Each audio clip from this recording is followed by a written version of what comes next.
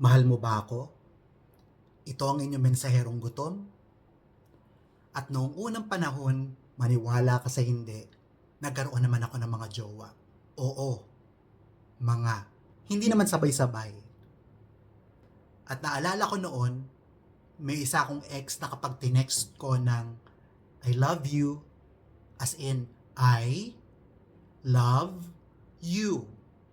Ang sagot sa akin, love you. Parang galit.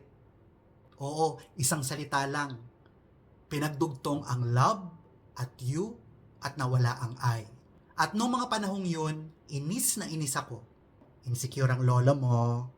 Kasi hindi ko maramdaman ang sinseridad. Pakiramdam ko galit sa akin. Hindi ko alam kung may ginawa akong mali. O baka naman nag-overthink lang ako. Malamang kasi tong gwapo kong ito. Char lang. Pero totoo naman, di ba? Di ba minsan ganyan din ang pakiramdam mo? Hindi lang sa love life, lalo na't wala ka namang jowa, kundi sa iba mo pang relasyon.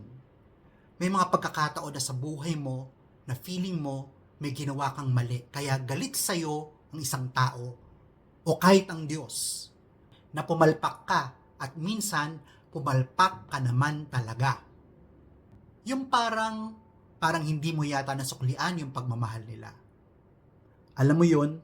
At minsan, ang matindi, hindi lang simpleng pagkakamali, kundi yung klase ng pagkukulang, pagkakamali na parang nakakahiyang humarap ulit. Pero ito ang gusto kong sabihin sa'yo. Ang tunay na pagmamahal, hindi lang nakabase sa nakaraan. Ang mahalaga ay kung ano ang desisyon mo, ano ang gagawin mo ngayon. Kapag tinanong ka ng, mahal mo ba ako? Hindi yan para ipaalaala ang mali mo, kundi para paalalahanan ka kung sino ka at kung ano ang kaya mong gawin. Yan ang tanong ng Diyos sa atin.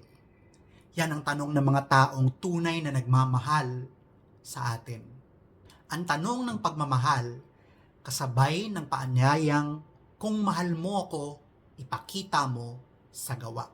Demanding, hindi lang ito tungkol sa feelings ha, kasi ang tunay na pagmamahal, may tamang gawa, may aruga, may sakripisyo. Hindi madaling landas ang tatahakin, pero ito ang daan ng taong tinawag sa pagmamahal.